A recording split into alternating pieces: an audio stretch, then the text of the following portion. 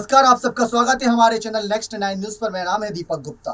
राजस्थान में जो स्थिति बनी हुई है इस समय सत्ता परिवर्तन को लेकर सवाल हर नेता उठा रहा है, लेकिन कोई यही नहीं बताना चाह रहा कि आखिर सचिन पायलट की गलती कहां पर है जिसकी वजह से उन्हें मुख्यमंत्री पद से दूर किया जा रहा है। बगावत हर नेता करने की सोचता है, क्योंकि उसके मन में लालच होता है एक पद का।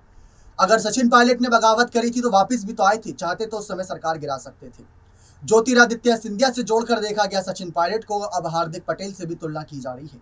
हार्दिक पटेल ने जिस उम्र में कांग्रेस पार्टी का साथ छोड़ा, बहुत दिलचस्प था वो। क्योंकि गुजरात चुनाव नजदीक था और हार्दिक पटेल ने साथ छोड़कर दामन थामा था भारतीय जनता पार्टी का, और सरकार में उनको क्या भूमिका मिलेगी ये स्थिति भी अभी साफ नहीं है। और ऐसे में जब स्थिति साफ नहीं होती तो कई सारे सवाल खड़े हो जाते हैं, और सवाल इस समय सबसे बड़ा यही बना हुआ है कि क्या हार्दिक पटेल की तरह सचिन पायलट भी बीजेपी में जा सकते हैं। ज्योतिरादित्य सिंधिया से तुलना की गई सचिन पायलट की कि अगर ज्योतिरादित्य सिंधिया से कुछ सीख ले सचिन पायलट तो आज कितने बड़े कैबिनेट पद पर है ज्योतिरादित्य सिंधिया, और वो भी पीएम मोदी की कैबिनेट में, जो ऐतिहासिक सरकार बताई जा रही है। इस बीच तमाम दावे किए जा रहे हैं हार्दिक पटेल को लेकर भी, और हार्दिक पटेल ने जो पायलट और गहलोत की लड़ाई है उसको लेकर बातें रखी थी, और इसी साल जो बातें कही थी उन्होंने साफ कहा था कि गहलोत और पायलट की लड़ाई की वजह से राजस्थान में कांग्रेस पार्टी 10-15 सीटें भी नहीं जीत पाएंगी। क्योंकि इनकी लड़ाई की वजह से बहुत ज्यादा राजस्थान में ऐसी स्थिति बन गई है जिस पर से भरोसा उठ रहा है जनता का, और इसी का फायदा उठाएगी बीजेपी। इस पर रघु शर्मा ने पलटवार जरूर किया था, लेकिन हार्दिक पटेल ने जब पार्टी छोड़ी थी तो ये बात भी कही थी कि आला कमान का खुद का कोई नजरिया नहीं होता, वो अपनी बातें खुद कुछ नहीं रखते, तमाम नेताओं के द्वारा कहते हैं, तमाम सेवकों के द्वारा कहते हैं।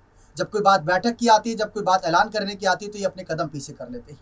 इस समय लगातार सोनिया गांधी से जब मुलाकात करी गहलोत ने, उन्होंने साफ कर दिया कि सीएम पद पर आखिरी फैसला सोनिया गांधी लेंगी और अध्यक्ष पद से वो चुनाव नहीं लड़ेंगे।